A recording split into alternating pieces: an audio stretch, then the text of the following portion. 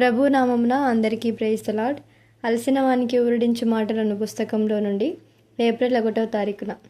కావున మీరు వారి మధ్య నుండి బయలువెడలి ప్రత్యేకముగా ఉండుడి.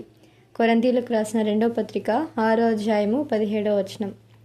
యెహోషువ దినములలో దేవుని ప్రజలు యెబూసీయులను యెరూషలేము నుండి వెళ్ళగొట్టుటలో తప్పిపోయిరి. ప్రభు తన ప్రజలకు కనాను దేశమంతటిని స్వాస్థ్యముగా ఇచ్చినప్పుడు అచ్చటినున్న 7 జాతుల వారు అసహ్యకరమైన అన్య ఆచారాలను కలిగి ఉండుటచే వారిని అచ్చటి నుండి వెళ్ళగొట్టవలసిందిగా దేవుడు ఆజ్ఞాపించెను. కానీ ఇశ్రాయేలీయులు యెబూసీయులను పట్టణంలోని బలమైన స్థానంలో నుండనిచ్చిరి.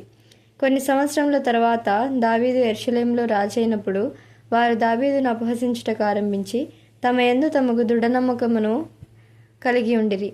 రాజైన దావీదును అతని పక్షపు వారును వారికి పైకి వెళ్ళినప్పుడు వారు ఇచ్చటి గ్రుడ్డివారిని కుంటివారిని నీవు తోలివేసిననే గాని నీవు ఇచ్చటికి రాలేవని తమను అతడు జయింపలేడను ఉద్దేశంతో అనిరి. కానీ యెబూసీయులను అచ్చటి నుండి వెళ్ళగొట్టుటయే దేవుని ఉద్దేశం గనుక ఆయన దావీదునకు అతని వారికి విజయం కలుగజేసెను. 2 సమూయేలు 5వ అధ్యాయము 1 నుండి 10 వచనాలు. ఇశ్రాయేలీయుల అన్ని గోత్రముల మీద నిజంగా సియోన్లో దావీదు రాజుగా అయినప్పుడే దేవుడు యెబూసీయులను ఇచ్చట ఉండరాదని అతనికి చూపించెను. ప్రభు యొక్క గృహ నిర్మాణంలో నీవు పాలిభాగం పొందవలననిన పరలోకపు రాజుగా యేసుక్రీస్తు ప్రభువునకు నీవు సంపూర్ణంగా లోబడవలెను. యేసుక్రీస్తు ప్రభువును మన హృదయములలో, మన కుటుంబములలో, మన సంఘములో రాజుగా ప్రతిష్ఠించిన ఎడల దేవుడు తన సంఘం ఎడల కలిగి ఉన్న ప్రణాళికను నీవు చూచుటకు ఆరంభించుదువు.